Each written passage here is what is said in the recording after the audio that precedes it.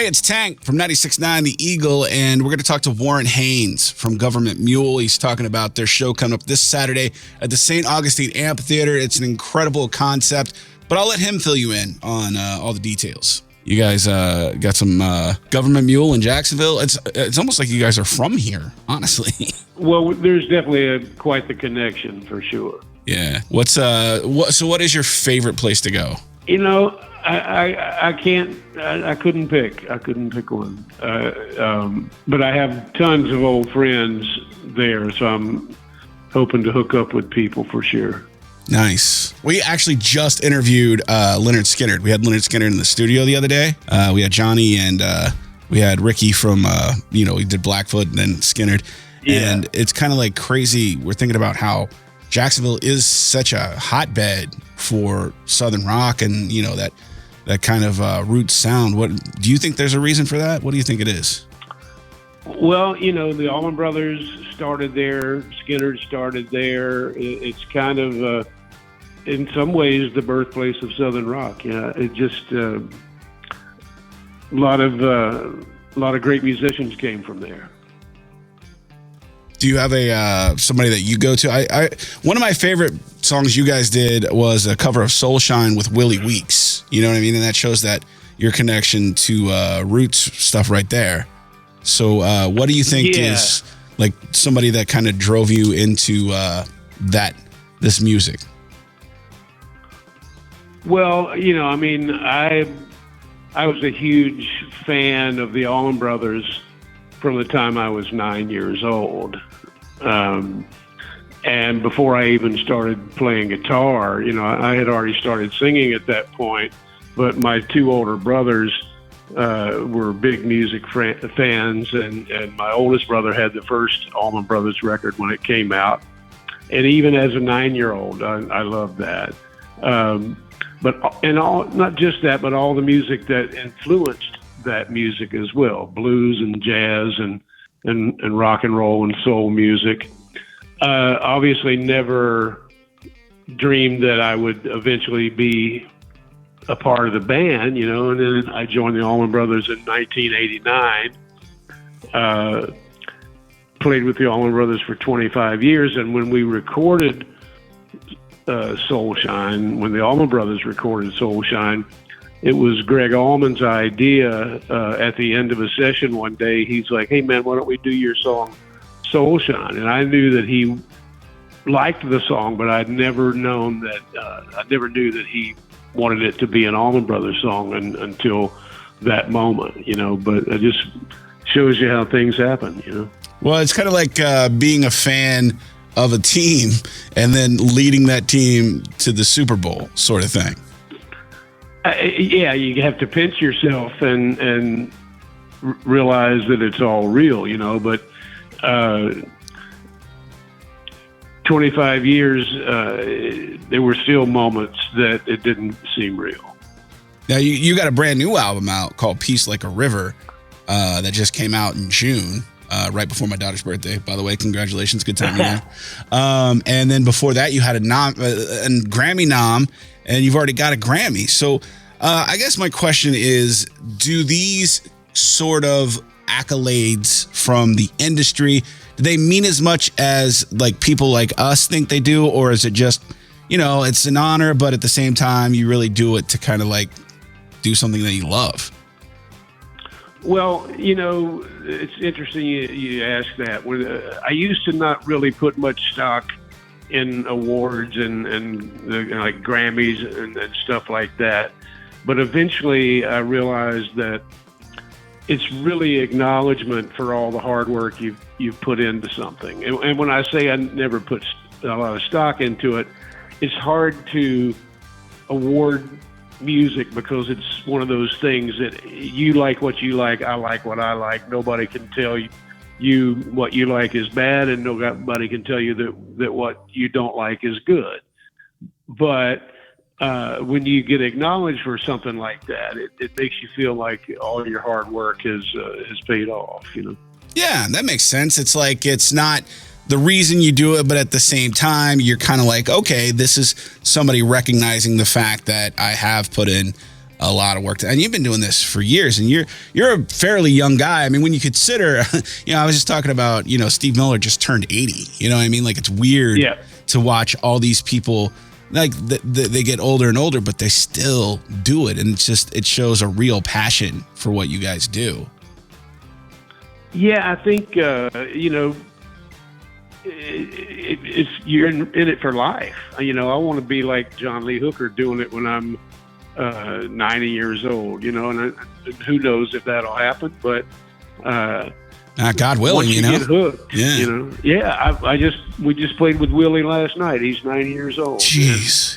And I spoke to him before the show, and he's sharp as a tack, and he played great, and he sang great. So we should all hope to be doing that, doing what we love when we're 90. That's amazing, man. You guys are heading to Europe. Is that crazy, taking this American art form to Europe? Well, they love it. The audience for Gov't Mule and Europe is really a strong one. It took a while to develop it in some ways, but they have so much reverence for American music, and they really, really appreciate the fact that you go over there to play, because some bands don't. There are a lot of bands that have never been or don't go but every 10 years or something.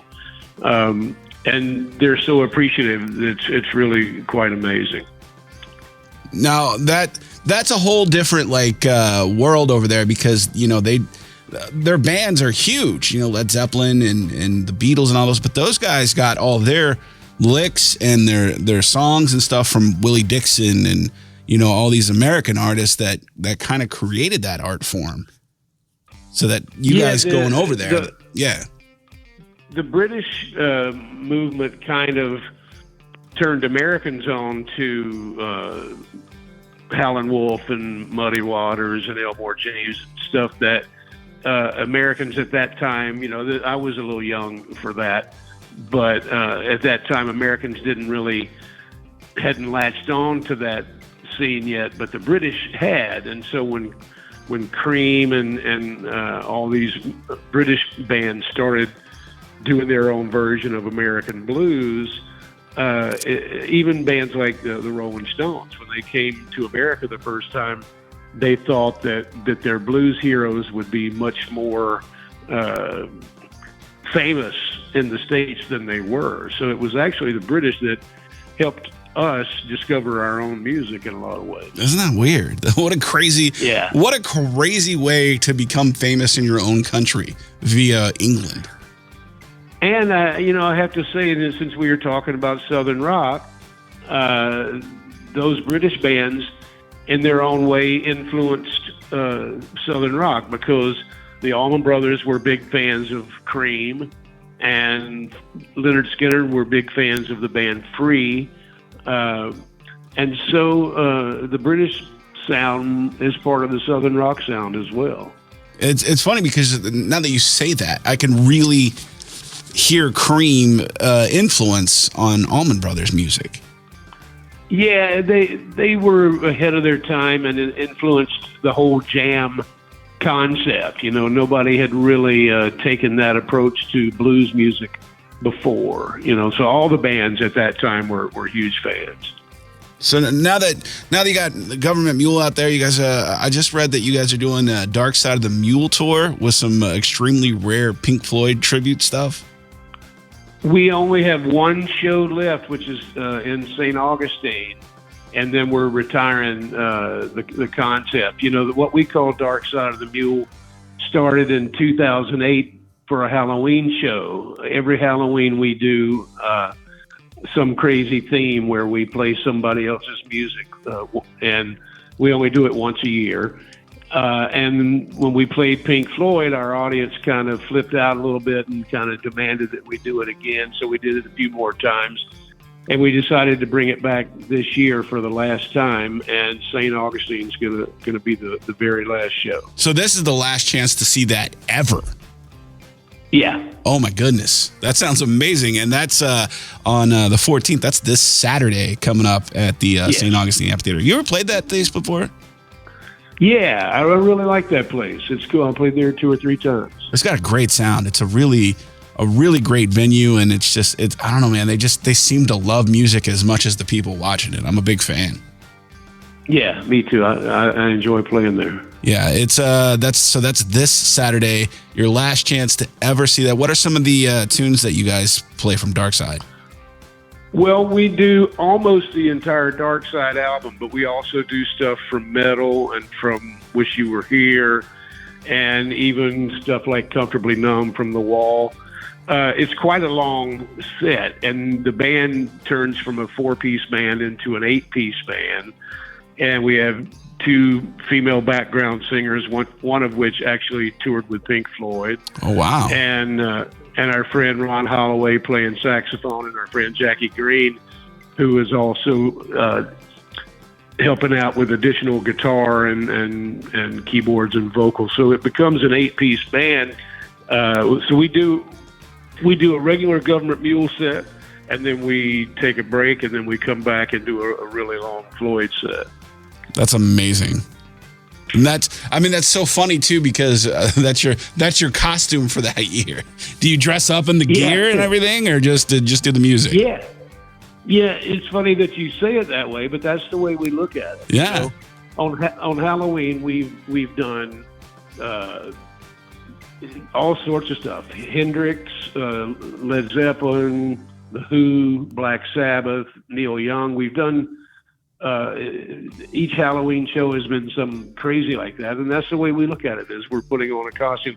We don't necessarily dress for the occasion, but all the gear dresses for the occasion. The light show for the Dark Side of the Mule, we have this amazing laser show.